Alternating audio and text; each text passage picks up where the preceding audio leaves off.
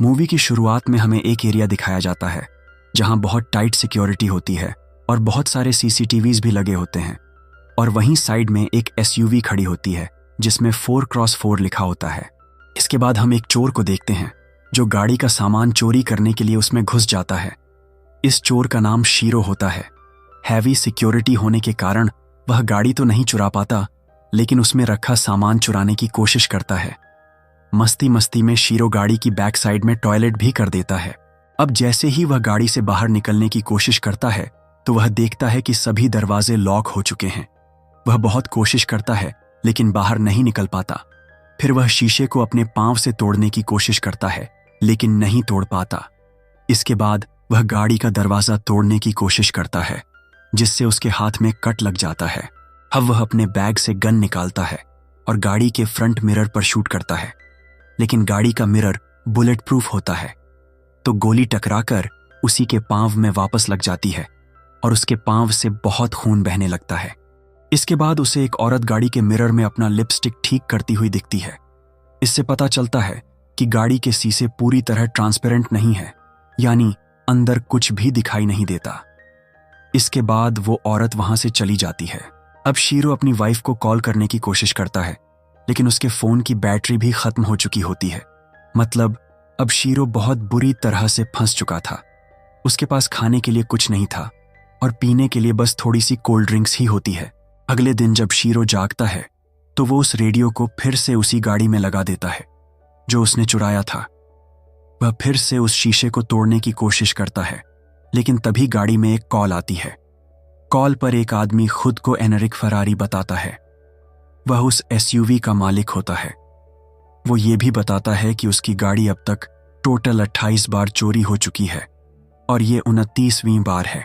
Anrich बताता है कि गाड़ी पूरी तरह बुलेट प्रूफ है और सभी मिरर पोलराइज्ड हैं। शीरो उसे बहुत सारी गालियां देता है और कहता है कि वह बहुत प्यासा है और गर्मी से परेशान है।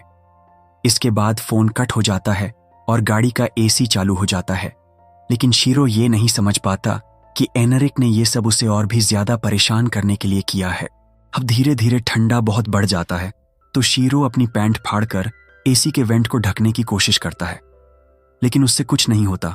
अब शीरो बहुत परेशान होने लगता है। थोड़ी देर बाद एनरिक की कॉल फिर से आती है। शीरो उसे फिर से बहुत गालियां देता है और उसे गाड़ी से बाहर निकालने को कहता है। एनरिक उससे एक सवाल पूछता है कि अगर तुम अपने बेटे को चोरी करते हुए पकड़ोगे तो क्या करोगे? शीरो बोलता है, मैं उसका कान पकड़कर पुलिस के हवाले कर दूंगा। लेकिन शीरो की इस बात पर एनरिक उससे कहता है कि कोई भी पिता ऐसा नहीं कर सकता। थोड़ी देर बाद एक पुलिस वाला गाड़ी के पास आता है। शीरो बहुत चिल्लाता है, लेकिन उसकी आवाज बाहर नहीं जा पाती। पुलिस वाला गाड़ी के चारों ओर घूमता है और वो सिर्फ गाड़ी का चालान काटकर ही वहां से चला जाता है। वो ऐसा इसलिए करता है क्योंकि गाड़ी के शीशे पोलराइज्ड होते हैं। अब बाहर बारिश होने लगती है, लेकिन अंदर शीरो पानी के लिए तड़प रहा होता है। अब घंटी बजती है और एक बार फिर से एनरिक की कॉल आती है। शीरो उससे पानी मांगता है और इस बार एनरिक उसे गाड़ी के पीछे लगे एक फिल्टर से पानी देता है। शीरो बिना देखे ही वह गंदा पानी पी जाता है। धीरे धीरे रात होने लगती है और अब शीरो को बहुत भूख लगने लगती है। उसके सामने एक पिज्जा बॉय आता है, लेकिन वह कुछ नहीं कर पाता। अब हम देखते हैं कि एसयूवी में उसका एक छोटा दोस्त भी बनता है, एक कीड़ा। लेकिन एनरिक शीरो को परेशान करने का कोई भी मौका नहीं छोड़ता। अब वो गाड़ी में गर्म हवा की एसी चला देता है। शीरो बहुत परेशान हो चुका था। धीरे धीरे वह कीड़ा भी उसे टॉर्चर लगने लगता है जिसे उसने अपना दोस्त बनाया था। भूखा होने के कारण शीरो गाड़ी में रखी हुई मैनुअल को ही खाने लगता है और बहुत प्यास लगी होने के कारण उसे अपनी टॉयलेट पीनी पड़ती है। फिर हम देखते हैं कि एक दूसरा चोर भी आता है जो गाड़ी का शीशा तोड़ने की कोशिश करता है, लेकिन तभी एक आदमी आकर उसे पकड़ लेता है।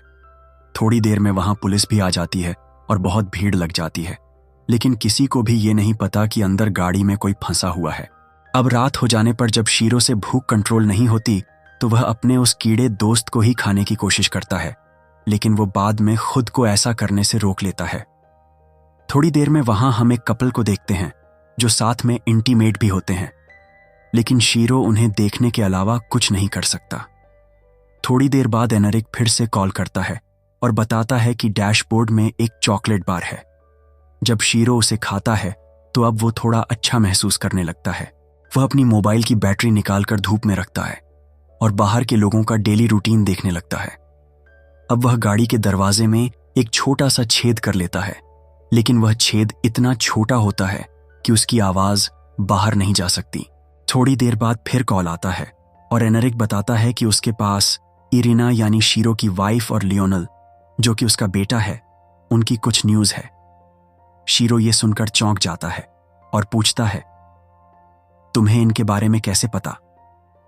एनरिक बताता है कि उसने शीरो की फैमिली को बताया है कि उसने एक लॉटरी में $1,00,000 जीते हैं और वो इसे मुझे यहां देकर बाहर चले गया है। ये सुनकर शीरो को बहुत गुस्सा आता है और वह फोन काट देता है। अब वह फोन में बैटरी डालकर अपनी बीवी को कॉल करता है, लेकिन वह फोन नहीं उठाती, इसलिए शीरो वॉइस मैसेज छोड़ता है। उसके बाद फोन डेड हो जाता है। इसके बाद हम देखते हैं कि वह बार बार गाड़ी का स्टार्ट बटन दबा रहा है और गाड़ी स्टार्ट हो जाती है, लेकिन गाड़ी का गियर रिवर्स में लॉक होने के कारण उसे गाड़ी रिवर्स में ही चलानी पड़ती है। लेकिन सिर्फ रिवर्स में ही गाड़ी चलाने की वजह से उसका एक्सीडेंट हो जाता है। अब शीरो गाड़ी से बाहर निकल जाता है और पास के ही एक कैफे में चला जाता है। वह पानी और बर्गर लेकर टेबल पर बैठता है, लेकिन जैसे ही वो उसे खाने लगता है तभी वहां पर मॉल का सिक्योरिटी गार्ड आ जाता है और उससे पैसे मांगने लगता है।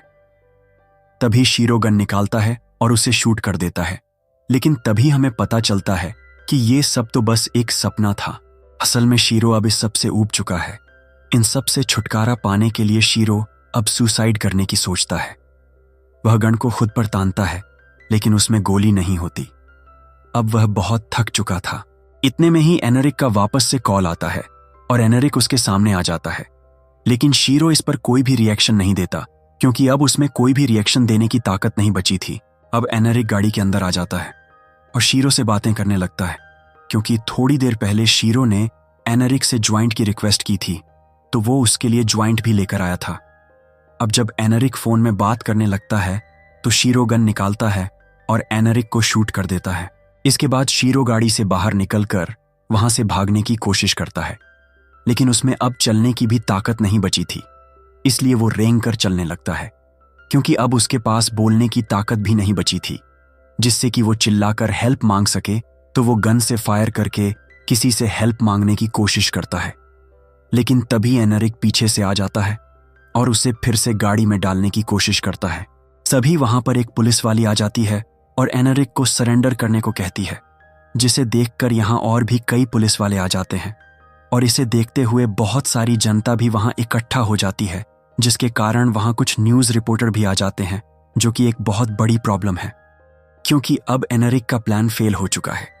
तो एनरिक के साथ नेगोशिएशन के लिए एमेडियो नाम के पुलिस वाले को बुलाया जाता है, जो एनरिक से बात करेगा। अब एमेडियो और एनरिक के बीच बहुत बातें होती हैं, जिसमें बहुत सारे लोग एनरिक के साथ होते हैं और कुछ खिलाफ, क्योंकि इससे पहले उसकी 28 कारें चोरी हो चुकी हैं। लेकिन इसके बावजूद भी वह पुलिस वाला उसे समझाता है कि उसका शीरो को सबक सिखाने का तरीका बहुत गलत था, जो कि एनरिक को एक कातिल बना सकता है। ऐसी ही कुछ इमोशनल बातें एमेडियो एनरिक से बोलता है।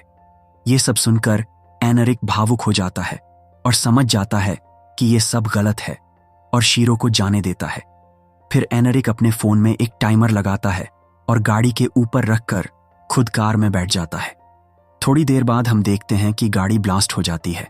यहाँ शीरो तो बच जाता है, लेकिन जिसकी 28 बार गाड़ी चोरी हुई और जिसका कोई भी कसूर नहीं था, और केवल एक चोर को सबक सिखाने के लिए जब लोगों ने उसका ये रूप देखा तो सब लोग शीरो से ज्यादा एनरिक को ही खतरनाक मानने लगते हैं, और जिसके कारण एनरिक को सुसाइड करना पड़ा। इधर शीरो का क्या, उसने भी तो गलत किया था, लेकिन कोई एविडेंस न होने के कारण उसे अगले ही दिन छोड़ दिया जाता है। और इसी के साथ इस ट्विस्ट और थ्रिल से भरी हुई मूवी का अंत हो जाता है। उम्मीद है कि आपको ये मूवी एक्सप्लेनेशन पसंद आया होगा। मिलते हैं किसी नई मूवी एक्सप्लेनेशन वीडियो में। Thank you.